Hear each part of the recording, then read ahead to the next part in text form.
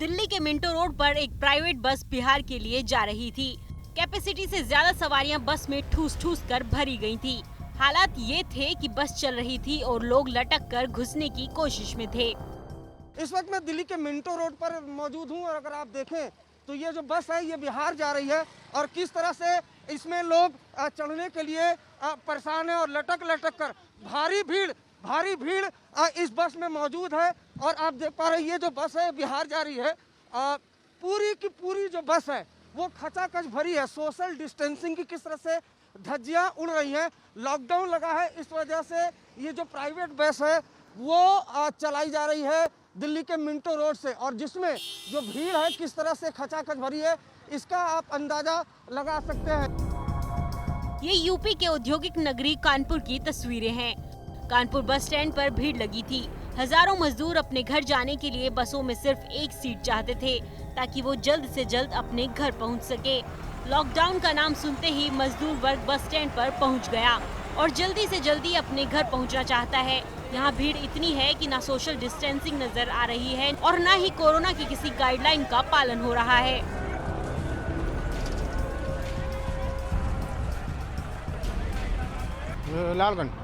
लालगंज में सवाड़ा गाड़ी नहीं आ रही क्या अभी नहीं आई।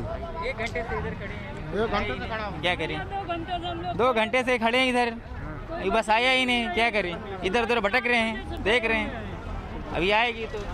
सुबह 7 बजे से खड़े हुए हैं, बस ही नहीं आ रही है। भीड़ है यहाँ पर, बहुत भीड़ है, बहुत भीड़ है।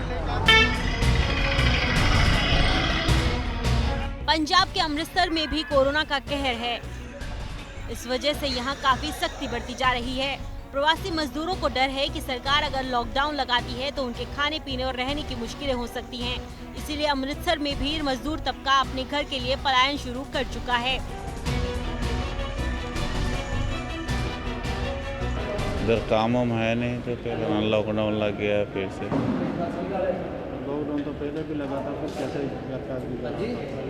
घर से पहले ही 1 लाख रुपए मंगा के खाए थे पिए थे। हम सोचे 1 महीना का लॉकडाउन है, चलेगा स्थिति, तो 3-4 महीना लग गया लॉकडाउन। अभी भी फिर लॉकडाउन लग गया। आपसे लॉकडाउन लग गया है इसीलिए हम आपसे जा रहे हैं। हाँ जी, लगता है कि सरकार को कुछ सोचना चाहिए था आपके बारे में। सोचना तो चाहिए था पर सोचे नहीं है ना। अभी तो हम लोगों की मजबूरी है इसलिए जा रहे हैं।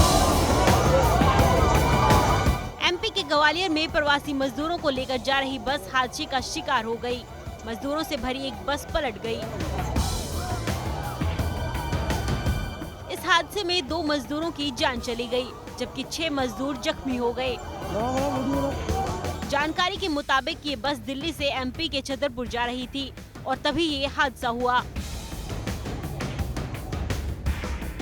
ये हिमाचल प्रदेश की राजधानी शिमला की खूबसूरती है। ऊंचे ऊंचे पहाड़ और हरियाली से भरा ये शहर कोरोना की परेशानी में घिरा है। यहाँ भी लॉकडाउन की आहट सुनाई दे रही है। तभी तो यहाँ काम करने वाले मजदूर परेशान हो उठे हैं और रोजी रोटी की आफत की आशंका के मारे ये मजदूर अपने घर वापसी को मजबूर हैं। यहाँ काम करने वाले कश्मीरी मजदूर अब घर लौटने लगे हैं। पर्यटन क्षेत्र से जुड़े लोग अब घर वापसी कर रहे हैं क्योंकि यहाँ टूरिस्ट आने कम हो गए हैं और लगभग ना के बराबर टूरिस्ट पहुँचने की वजह से होटल रेस्टोरेंट वीरान हो चुके हैं। सैलानियों के यहाँ नहीं पहुँचने से मोनो रेल का काम ठप पड़ा हुआ है। शिमला आने वाले सैलानी मोनो रेल में सफर करना जरूर चाहते हैं, लेकिन अब सैलानी यहाँ पहुँच नहीं पा रहे, तो यहाँ ऐसे में काम करने वाले मजदूर परेशान हैं। मजदूरों को अपने यहाँ रहने और खाने की चिंता सताने लगी है। पिछले साल तो लॉकडाउन था तो काम खत्म था। अब कुछ जगह मतलब कुछ बोल रहा था कुछ हो जाएगा, काम चलने लगा था, थोड़ा शुरू हो गया था। और दोबारा ये कोरोना टेस्ट मंगाया ये सिचुएशन से, तब से टूरिस्ट डर रहा है, यहाँ कोई नहीं आ रहा है। बिल्कुल नहीं आ रहा है, टोटली नहीं आ रहा है। ट्रेनें तो चल रहा है मगर टूरिस्टों के बगैर। तो क्या आप लोगों के लिए किस तरह की दिक्कत है? हमारे के तो दिक्कत क्या है, हमारे को तो 8-9 दिन से तो कुछ बन रहा ही नहीं यहाँ। हमारा कुछ आदमी, हम यहाँ है कश्मीरी 30 आदमी यहाँ रेलवे स्टेशन में पहले से काम कर रहा था, अभी भी कर रहा था। मतलब कुछ आदमी घर गया तो क्या करना यहाँ तो काम ही नहीं है। कारण तो ये एक तो केसेस बढ़ रहे हैं सर, दूसरा ये है कि एक तो जो रिपोर्ट लाना था कस्टमर को यहाँ पे, उसकी वजह से भी फ़र्क पड़ गया। इससे पहले थोड़ा सा 1-2% आ रहे थे काम। कितना काम जो है पहले था और अब कितना कम हुआ? अब तो बिल्कुल ज़ीरो है सर। अब हम भी तैयारी कर रहे हैं घर जाने के लिए, कश्मीर जाने के लिए। यहाँ तो काम ही नहीं है सर। क्या करे सर, यहाँ पहले चल पड़ता है, थोड़ा घर का चल पड़ता था, पर अब तो बड़ा मुश्किल है सर। वापस घर जा रहे हैं सर, क्या करें। बाकी जो साथी थे वो निकल गए। हाँ, बाकी साथी चले गए। हमारे बिलासपुर ये थे 20-22, उनमें से कोई 10-11 चले गए। कांग्रेस के पूर्व अध्यक्ष राहुल गांधी ने ट्वीट कर केंद्र सरकार से अपील की है कि राज्य सरकारें मजदूरों को रुपयों की मदद करे।